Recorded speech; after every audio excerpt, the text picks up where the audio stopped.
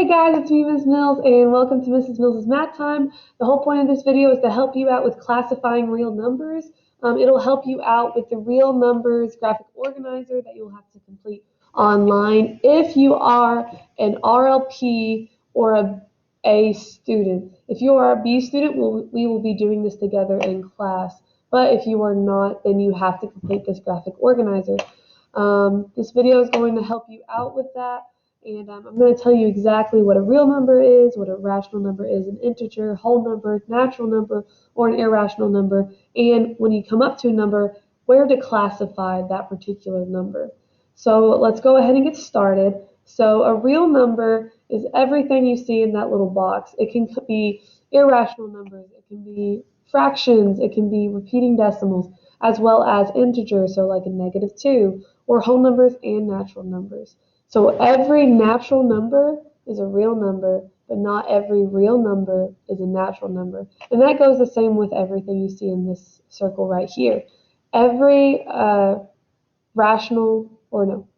natural number is a rational number, but not every rational number can be a natural number. So let's talk about these in particular. Let's start with natural numbers.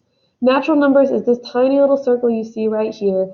And natural numbers are basically just your counting numbers. For example, if I was counting the amount of pencils I have on my desk right now, I would go 1, 2, 3. When you're counting, you don't start with 0, 1, 2, 3. You start with 1. So that's what a natural number is. It is your counting numbers. 0 is not a natural number, okay? But a 0 is a whole number. So whole numbers are every positive number as well as 0. So these are not decimals, they are not anything else, they are just positive numbers, and 0 is included in with whole numbers. Integers are every number on the number line, so that would include negative numbers as well as positive numbers. Integers are not decimals, they are also just numbers on the number line, but they are not decimals. You see here the square root of 49. If you watched videos from last week, or if you were in class with me last week, you would know that the square root of 49 is 7, which is an integer, so you know that that is correct.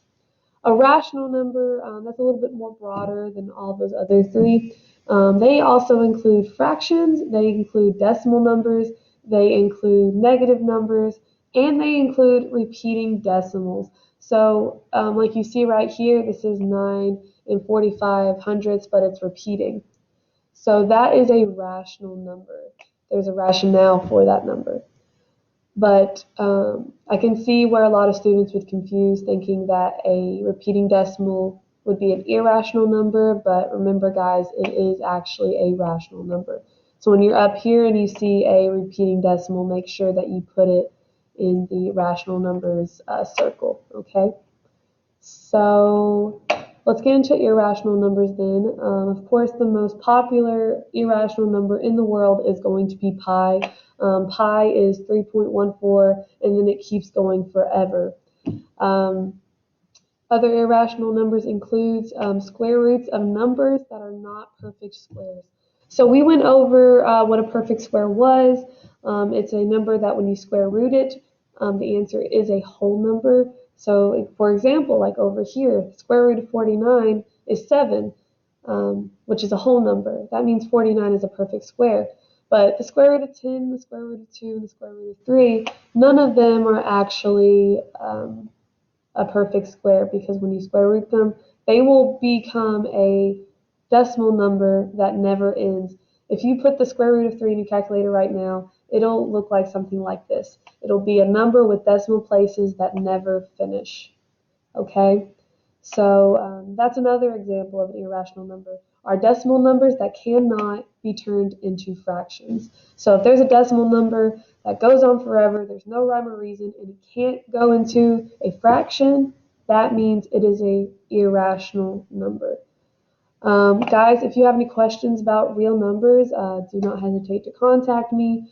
If you need help with your real numbers graphic organizer, make sure you ask me too.